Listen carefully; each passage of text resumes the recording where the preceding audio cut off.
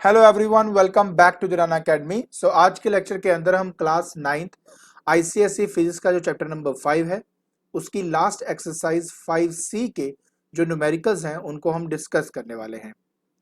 अगर आपने इस पर्टिकुलर पार्ट की थ्योरी अब तक उसके ऊपर जो मैंने वीडियो बनाई थी वो नहीं देखी है तो ऊपर आपको एक आई बटन मिलेगा, वहां पर आप उसको क्लिक कर दीजिए और इसके रिलेटेड जो थ्योरी है वो आपको वहां पे मिल जाएगी। तो बिना कोई टाइम वेस्ट किए चलिए शुरू करते हैं। सो पहला न्यूमेरिकल बेटा आपको कहता है कि अ rubber ball floats on water with its 1/3 volume outside water. तो देखिए बेटा, जहां तक हमें फॉर्मूला याद है तो वो होता है volume of the solid submerged divided by total volume of body is equal to density of solid divided by density of liquid। तो अगर आप इस फॉर्मूले के साथ चलते हो तो आप यहां पे क्या देख रहे हो, यह देख रहे हो कि 1/3 वॉल्यूम जो है वो आउटसाइड द वाटर है। तो बेटा इसकी वजह से पहले मैं फाइंड आउट करूंगा कितना वॉल्यूम पानी के अंदर है। So let total volume be V, therefore जो वॉल्यूम आपका सबमर्ज्ड है that will be V minus 1/3 of volume V जो बाहर है। So that will give you 2/3 of V. तो यहाँ पे आपके पास जो वॉल्यूम सबमर्ज्ड है वो आ गया। फॉर्मूला आपके सामने है, वैल्यू सब्स्टिट्यूट करते हैं।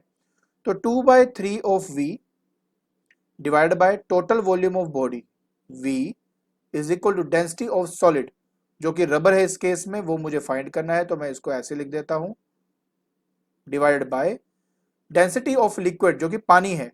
और अगर आप केजी पर मीटर क्यूब में निकालना चाहते हो तो आप यहां पे 1000 केजी पर मीटर क्यूब लिखोगे। तो वॉल्यूम से वॉल्यूम आपका कैंसिल हो गया। सो density of rubber that will B 2/3 of 1000 KG पर मीटर का क्यूब। आप इसको कैलकुलेट करके देख लीजिए, आपका आंसर है वो आ जाता है 667 केजी पर मीटर का क्यूब। एक्चुअली 6.66 ऐसे चलता रहता, तो अप्रोक्सीमेटली बेटा हमने ये जो आंसर है वो निकाला है, दैट इज 667 केजी पर मीटर का क्यूब, और ये है आपका रिक्वायर्ड आंसर। तो चलिए अब हम अपना नेक्स्ट न्यूमेरिकल देखते हैं। तो सेकंड न्यूमेरिकल में कहता है कि block of wood of mass 24 KG floats on water. तो देखिए बेटा, आपको मास दिया हुआ है, मास कितना दिया हुआ है 24 केजी का। So weight of block, so that will be 24 kgf। बेटा इस तरह से मैं उसका वेट ले लूंगा। अब वो मुझे क्या कहता है, वो मुझे ये कहता है कि floats on water. Floats on water का मतलब पता क्या होता है कि ये जो वेट है एक्चुअली में अब थ्रस्ट के बराबर है, यही मेरा लॉ ऑफ फ्लोटेशन होता है। अब अगर ये अपथ्रस्ट के बराबर है तो मतलब आ जाएगा v ऑफ सबमर्ज्ड पोर्शन, जितना ब्लॉक का हिस्सा पानी के अंदर सबमर्ज्ड है वो, into density of water. So density of water यहां पे अगर आप देखेंगे, मैं यहां पे लिख भी देता हूं लिक्विड का इनटू g। तो एक काम करते हैं, यहां पे लिखते हैं 24 kgf is equal to volume of solid. So volume of solid इस केस में क्या हो जाएगा, ये मुझे फाइंड आउट करना है। साथ में बेटा आपके पास आ जाता है डेंसिटी ऑफ लिक्विड जो कि हो जाएगा आपके पास 1000 केजी पर मीटर का क्यूब, ये आपके पास यहाँ पर आ गया। और इनटू जी जो है वो 9.8 है, बट मैं यहाँ पर जी की वैल्यू इसलिए नहीं डाल रहा क्योंकि ये जो वेट है वो केजीएफ में लिया हुआ है। तो मतलब जब इन दोनों का प्रोडक्ट आएगा वो भी केजीएफ में ही आएगा। क्लियर हो गया, इसलिए नहीं मैं ले रहा हूं यहां पर। तो वॉल्यूम ऑफ सॉलिड हो जाएगा मेरे पास 24 डिवाइडेड बाय 1000। तो आंसर आ जाएगा बेटा 0.024 मीटर का क्यूब। तो ये है आपका रिक्वायर्ड आंसर। आई होप ये तो समझ में आ गया होगा, बहुत इजी सा ही था। इसके बाद नेक्स्ट वो बोलता कि यार मुझे ना इसकी जो डेंसिटी है वुड की वो पता करके दो। यार डेंसिटी के बारे में तो अब आप अच्छी तरह जानते हो बेटा, डेंसिटी क्या होता है, मास अपॉन वॉल्यूम होता है। Mass upon volume. सो मास कितना है, पहले ये देखो, मास दिया है 24 kg, वॉल्यूम क्या है वो दिया हुआ बेटा 0.032 मीटर का क्यूब। ठीक है, बस आपने बेटा इसको सॉल्व करना था। जैसे आप सॉल्व करते हो आपका आंसर 7.5 इंटू 10⁻² kg पर मीटर क्यूब आपके पास आ जाता है। तो ये है मेरे इस न्यूमेरिकल का सोल्यूशन। तो चलिए अब हम अपना नेक्स्ट न्यूमेरिकल देखते हैं। नेक्स्ट न्यूमेरिकल में कहता है बेटा कि अब wooden cube of size 10 centimetre has mass 700 gram. So what part of it remains above the water surface while floating vertically on the water surface? Okay, on the water surface। तो मेरा कहने का मतलब क्या है बेटा, कहने का मतलब ये है कि देखो मेरे पास एक कंटेनर दिया हुआ है, सपोज कर लेते बेटा, इसके अंदर हमने पानी डाल दिया। अब मेरे पास क्या है कि मेरे पास है एक क्यूब, थोड़ा ध्यान से देखना, समझ में 100% आएगा, चिंता ही नहीं करनी बिल्कुल भी।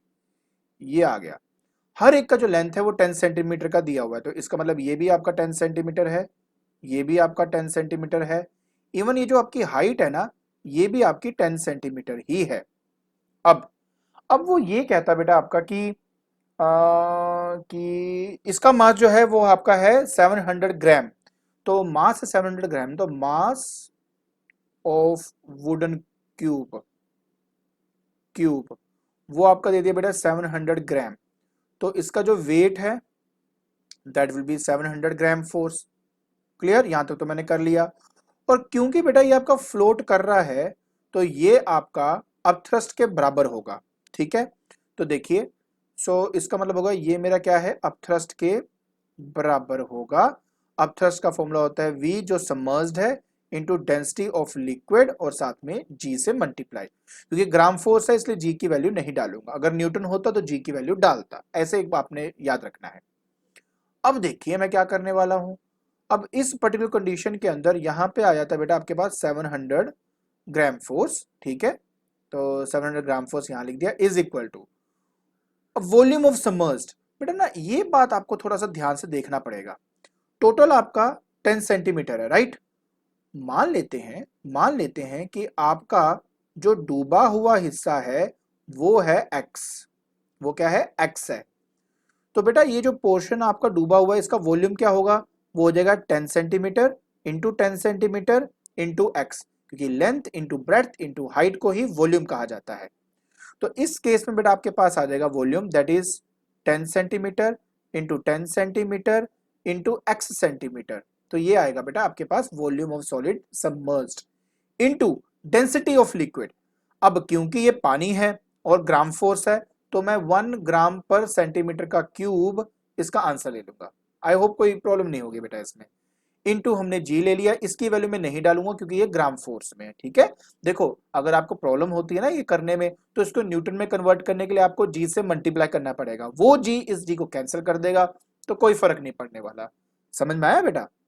ओके, सो देखिए बेटा ये है 700 ग्राम फोर्स, तो मैं 700 ग्राम फोर्स ले लेता हूं इसको, इज इक्वल टू 10 इंटू 10 करेंगे तो 100 सेंटीमीटर का क्यूब और साथ में बेटा x भी मल्टीप्लाई होगा। ठीक है, इंटू एक्स, 1 तो छोड़ दो, तो x क्या आ गया, आप जब इसको डिवाइड करोगे ना बेटा तो अच्छा हाँ, ये आपका क्या है, ये आपका x इंटू 1 ग्राम पर सेंटीमीटर का क्यूब, तो ये बेटा इससे कट जाएगा।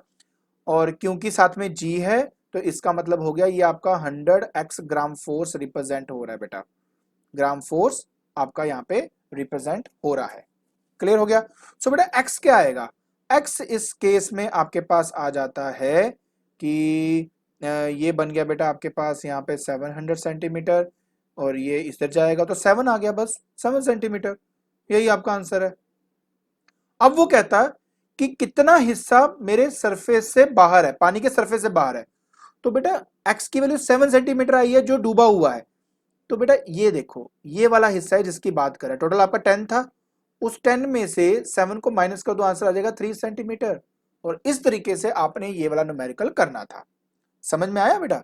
बहुत आसान है, टेंशन नहीं लेनी, समझनी है बात को मैं क्या बता रहा हूं यहाँ पे मैंने क्या किया कि इस पर्टिकुलर कंडीशन के अंदर मैंने क्या किया, जो पोर्शन डूबा हुआ है ना उसका अपथ्रस्ट निकाल लिया जो कि उसके वेट के बराबर होता, मैंने वेट के बराबर कर दिया।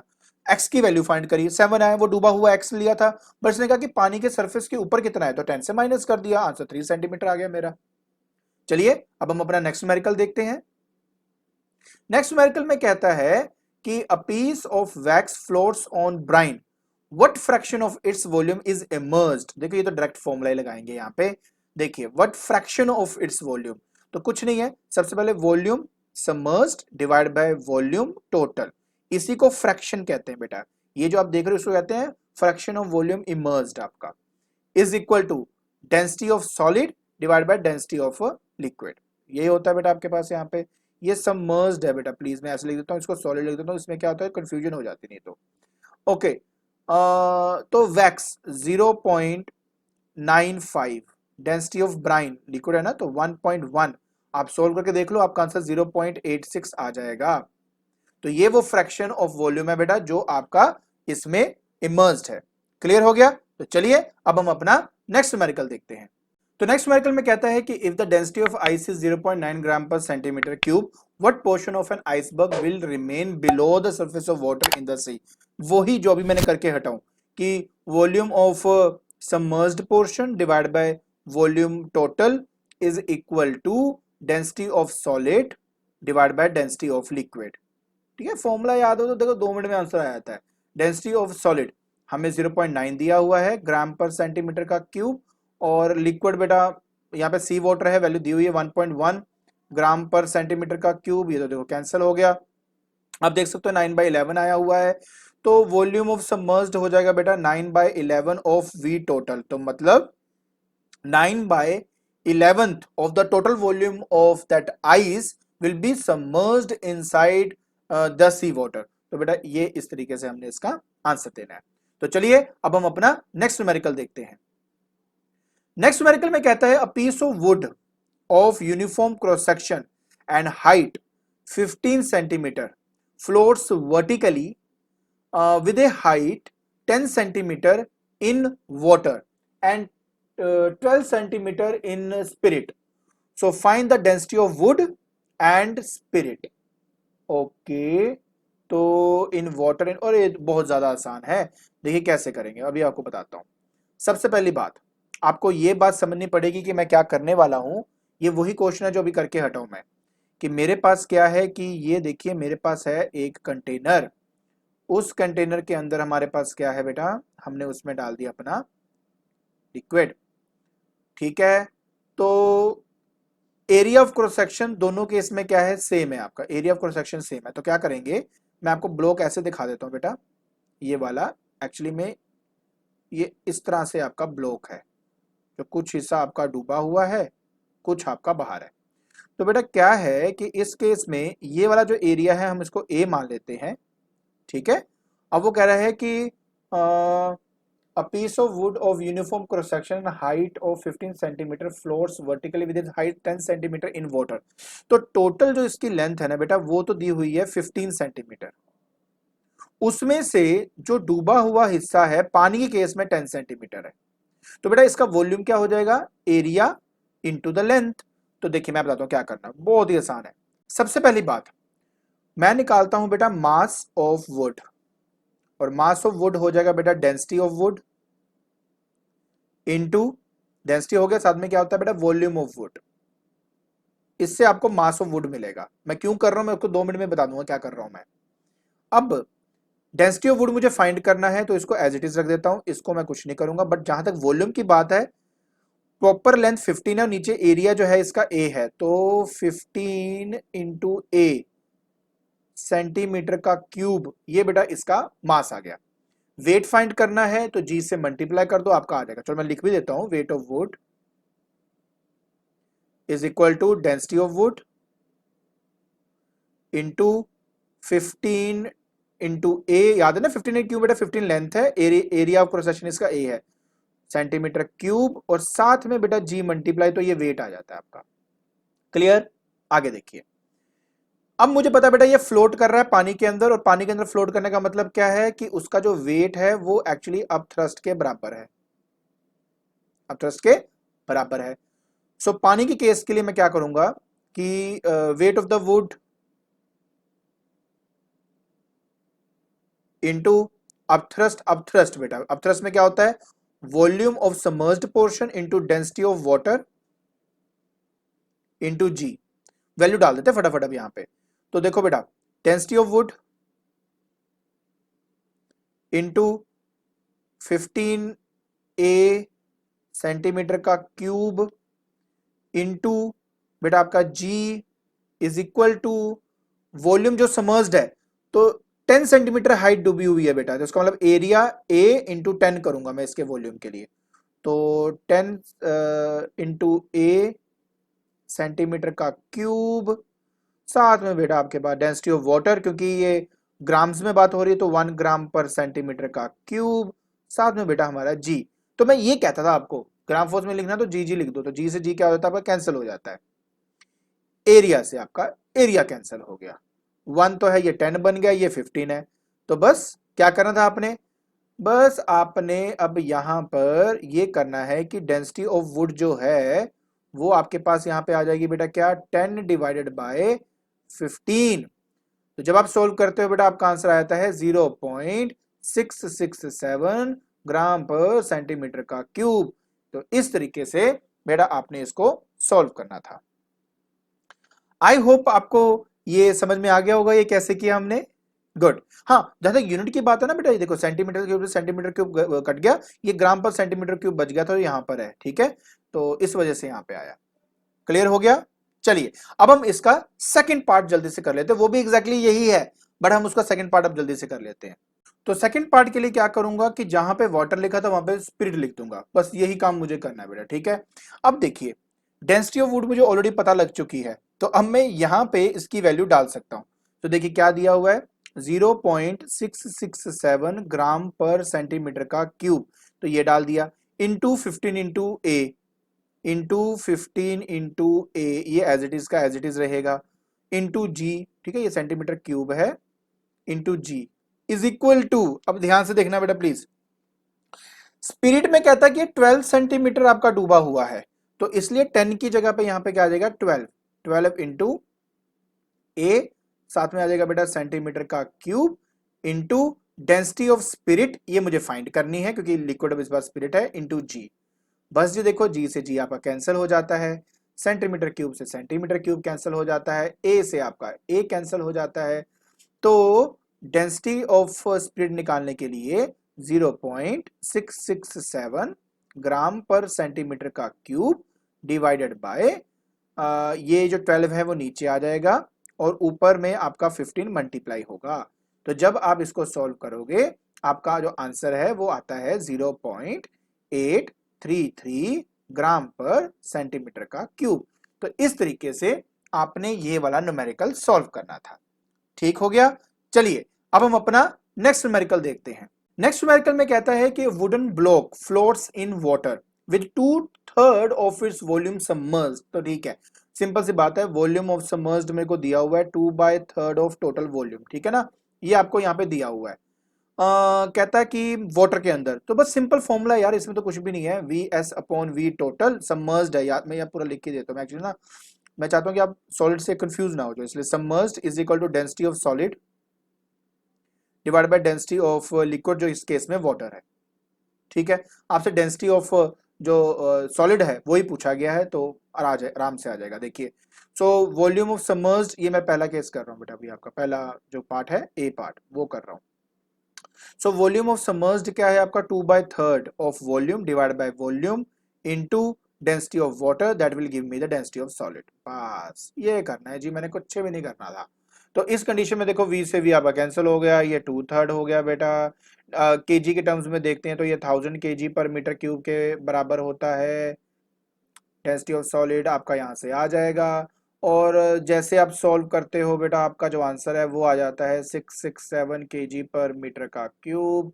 आसान था, आराम से हो गया।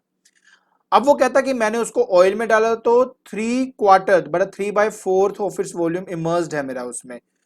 बेटा देखो एग्जैक्टली यही चीज है, बस अब वाटर की जगह पे मैं यहाँ पे ऑयल डाल दूंगा बस, ठीक है। चलिए जल्दी से आपको करके दिखा देता हूँ। बी वाले पार्ट के लिए वॉल्यूम जो समर्ज्ड है वो है 3/4 मतलब 3/4 of volume divide by volume is equal to density of solid. अब देखो इस केस में मेरे को डेंसिटी ऑफ सॉलिड ऑलरेडी दी हुई है, कैसे मैंने फाइंड किया यार, तो इसको डाल ही देता हूँ बेटा 667 kg पर मीटर का cube divided by density of oil. देखिए आप अच्छी तरह जानते हो बेटा, हम थोड़ा सा इधर उधर लेके जाएंगे तो डेंसिटी ऑफ ऑयल आपके पास आ जाएगा, देखिए v से v आपका कैंसिल हो गया, तो ये आ जाएगा बेटा 667 इंटू 4 डिवाइड बाई 3, सॉल्व करके देख लीजिए आपका आंसर 889 kg पर मीटर का क्यूब आपका आ जाता है। तो इस तरीके से आपने ये वाला न्यूमेरिकल करना था। क्लियर? चलिए अब हम अपना नेक्स्ट न्यूमेरिकल देखते हैं। नेक्स्ट न्यूमेरिकल में वो कहता है कि the density of ice is, बेटा डेंसिटी ऑफ आइस आपको दिया हुआ है 0.92 ग्राम पर सेंटीमीटर का cube, and that of sea water is, density of sea water ये दिया है 1.025 ग्राम पर सेंटीमीटर का क्यूब। कहता find the total volume of iceberg, V total मुझे फाइंड करना है जब आपका 800 सेंटीमीटर क्यूब अबव वाटर हो, 800 सेंटीमीटर क्यूब अबव वाटर हो आपका। तो टोटल वॉल्यूम का, अगर मैं टोटल वॉल्यूम आपका मान लीजिए V लेता हूं यहाँ पे, सपोज टोटल वॉल्यूम जो है वो आपका V है, तो सबमर्ज्ड कितना है, V submerged that will B total volume का -800 सेंटीमीटर क्यूब। तो देखो ना, समझने वाली बात यह है कि क्वेश्चन में ये कह रहा है कि जो मेरा आइसबर्ग है, जैसे आइस है बेसिकली, उसका 800 सेंटीमीटर क्यूब जो वॉल्यूम है वो ऊपर की तरफ है, तो टोटल वॉल्यूम अगर इसका V है तो नीचे कितना डूबा होगा, V में से वो 800 सेंटीमीटर क्यूब में माइनस कर दूंगा तो वो मेरे पास आ जाएगा।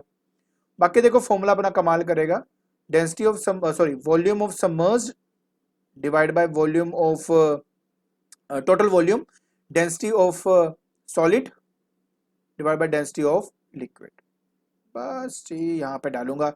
तो देखो समझ में आ जाएगा बेटा, V टोटल -800 सेंटीमीटर का क्यूब, V टोटल मुझे बेटा फाइंड करना है, मैं एज इट इज रखूंगा, is equal to density of solid मतलब 0.92 ग्राम पर सेंटीमीटर का cube divided by density of liquid. तो डेंसिटी ऑफ लिक्विड बेटा आपके पास है यहाँ पे 1.025 ग्राम पर सेंटीमीटर का क्यूब। ये तो देखो बेटा कट गया आपका, क्रॉस मल्टीप्लाई करो, ये VT है बेटा, क्रॉस मल्टीप्लाई करो, VT फाइंड करो, VT आपका बेटा जो भी आंसर आएगा बेटा वो आ जाएगा आपका 7809.5 सेंटीमीटर का क्यूब। तो बेटा इस तरीके से आपने ये वाला जो है न्यूमेरिकल करना था। क्लियर हो गया? तो चलिए अब हम अपना लास्ट न्यूमेरिकल देखते हैं। तो कहते हैं बेटा कि weather forecasting plastic balloon of volume, तो देखिए बेटा क्या दिया आपको, पहले वॉल्यूम ऑफ बैलून दिया हुआ है, तो दिया है आपको वॉल्यूम ऑफ बैलून, लीजिए ठीक है, बैलून हमने ले लिया, एंड इसका जो वॉल्यूम है बेटा वो है 15 मीटर का क्यूब। ठीक है, अब containing hydrogen of density, so density of hydrogen दी हुई है, डेंसिटी ऑफ हाइड्रोजन ये दिया हुआ है बेटा 0.09 kg पर मीटर का क्यूब, तो ये दिया हुआ है। The volume of an equipment carried by balloon is negligible compare to its own volume, मतलब इसको निगलेक्ट किया जा सकता है। The mass of empty balloon alone is, okay तो मास ऑफ बैलून दिया हुआ है, मास ऑफ, ठीक है, बैलून ये आपको दिया हुआ है 7.15 kg, परफेक्ट। कहता है the balloon is floating in air, float, float मतलब अपथ्रस्ट और वेट दोनों बराबर है आपका, तो आपका आ गया floating in air of density, density of air दिया हुआ है आपको, डेंसिटी ऑफ एयर ये आपको दिया हुआ है जो है आपका 1.3 kg पर मीटर का क्यूब। ठीक है, कैलकुलेट, अब शुरू होती है सारी कहानी जितनी भी है इसकी। पहली बात आपको कहता है calculate the mass of hydrogen in the balloon, ये तो इजी है, मास जो होता है वो होता है बेटा वॉल्यूम इनटू डेंसिटी, तो वॉल्यूम ऑफ बैलून दिया है 15, ठीक है, मीटर का क्यूब, डेंसिटी जो है हाइड्रोजन की वो है 0.09 kg पर मीटर का क्यूब, ये कैंसिल हो जाएगा, जब आप सोल्व करते हो बेटा आपका आंसर 1.35 kg आपके पास आ जाता है। तो इस तरह से हमने पहला जो पार्ट है वो कंप्लीट करना था। ठीक है, फिर वो कहता है कि the mass of hydrogen and balloon, अच्छा ये करने के लिए ना एक बार मैं काम करता हूं, पहले इसको हटा के फिर वो करता हूं। ठीक है, तो देखिए सेकंड पार्ट में क्या कह रहा था, सेकंड पार्ट में कह रहा था कि मेरे को mass of hydrogen and balloon चाहिए, तो अभी तो पता किया मैंने कि मास ऑफ, मैं लिख देता हूं यहाँ पे बेटा, मास ऑफ हाइड्रोजन मैं ऐसे लिख देता हूं, ठीक है बेटा, प्लस बैलून। तो ठीक है ना।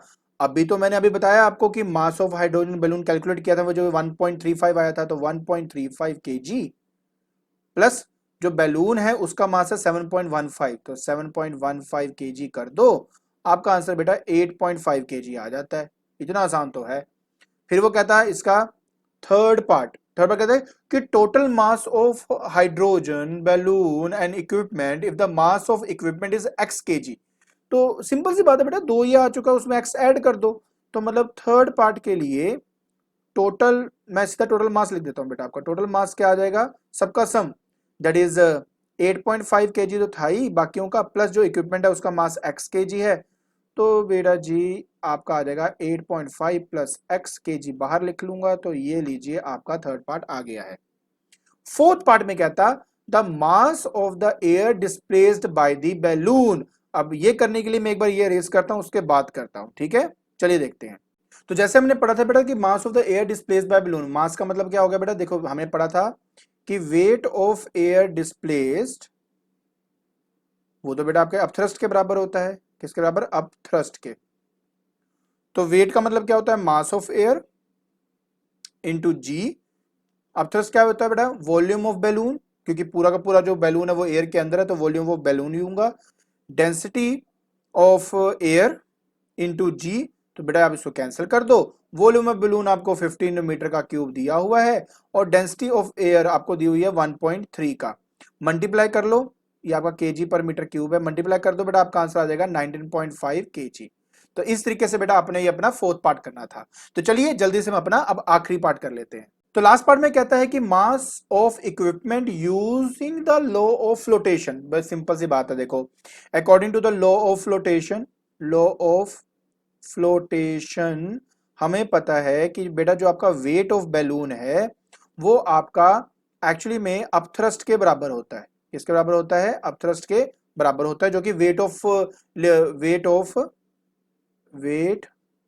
ऑफ एयर डिस्प्लेस्ड के बराबर होगा, एयर डिस्प्लेस्ड के बराबर होगा। कुछ भी नहीं करना, देखिए यहां पे अकेला वेट ऑफ बैलून नहीं आएगा, क्योंकि बैलून के साथ अगर आप देखेंगे तो आपका हाइड्रोजन भी जुड़ा हुआ है, इवन जो इक्विपमेंट है वो भी जुड़ा हुआ है। तो देखिए बेटा हम क्या करेंगे, वेट का मतलब यहाँ पे मास है, तो मास यहाँ पे हो जाएगा बेटा 8.5 प्लस एक्स। तो ये तो आ गया बेटा आपका total weight of the equipment, मतलब बैलून का, हाइड्रोजन का, प्लस आपका इक्विपमेंट का सारा टोटल वेट, वेट नहीं बेसिकली मास यहाँ पे आ गया, ठीक है। इसके बाद मैं क्या करूंगा, यहां पे लिखूंगा mass of the air displaced. तो mass of the air displace अभी पढ़ा है आपने बेटा 19.5 kg, अभी तो मैं करके दिखाया आपको मैंने। तो बस यहां से मुझे x फाइंड करना है, तो x आ जाएगा बेटा आपका 19.5 kg माइनस 8.5 kg। तो बस आप इसको सोल्व कर दो बेटा, आपका 11 kg आ जाएगा। तो इस तरीके से हमने अपना लास्ट पार्ट खत्म करना था। आई होप आपको ये न्यूमेरिकल और उनके सोल्यूशन समझ में आ गए होंगे, ठीक है। तो आज के लेक्चर के अंदर हमने एक्सरसाइज 5C के जितने भी न्यूमेरिकल्स हैं उनको हमने डिस्कस कर लिया है। इसके साथ आपका जो चैप्टर नंबर 5 है वो खत्म हो जाता है। अगर आपको मेरी वीडियो पसंद आ रही है तो please like it, share it and subscribe it. आज के लिए बस इतना ही। Thank you so much.